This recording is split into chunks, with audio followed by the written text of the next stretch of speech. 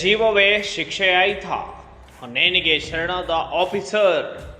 ಧಾರವಾಡ ಕೇಂದ್ರ ಕಾರಾಗೃಹದ ಜೈಲರ್ 33 ವರ್ಷದ ಸಿದ್ದರಾಮಪ್ಪ ವಡ್ಡರ್ ನೇಣು ಬಿಗಿದುಕೊಂಡು ಆತ್ಮಹತ್ಯೆ ಮಾಡಿಕೊಂಡ ಘಟನೆ ಧಾರವಾಡ ನಗರದ ಹೊಸ ಬಸ್ ನಿಲ್ದಾಣದ ಸಮೀಪದ ಕಾರಾಗೃಹದ ವಸತಿ ಗೃಹದಲ್ಲಿ ಶುಕ್ರವಾರ ಬೆಳಗ್ಗೆ ನಡೆದಿದೆ.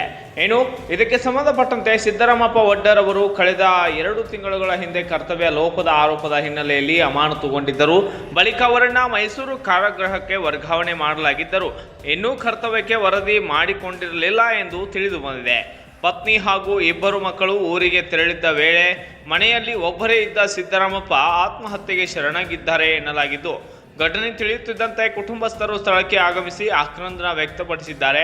ಘಟನಾ ಸ್ಥಳಕ್ಕೆ ಧಾರವಾಡ ಉಪನಗರ ಠಾಣೆಯ ಪೊಲೀಸರು ವಿಸಿಟ್ ನೀಡಿ ಎನ್ಕ್ವೈರಿ ನಡೆಸಿದ್ದು, ಕೇಸ್ ರಿಜಿಸ್ಟರ್ ಮಾಡಿಕೊಂಡಿದ್ದು ಮುಂದಿನ ತನಿಖೆಯನ್ನು ಕೈಗೊಂಡಿದ್ದಾರೆ. Bureau report, Kannada Janashri news, Dharwad.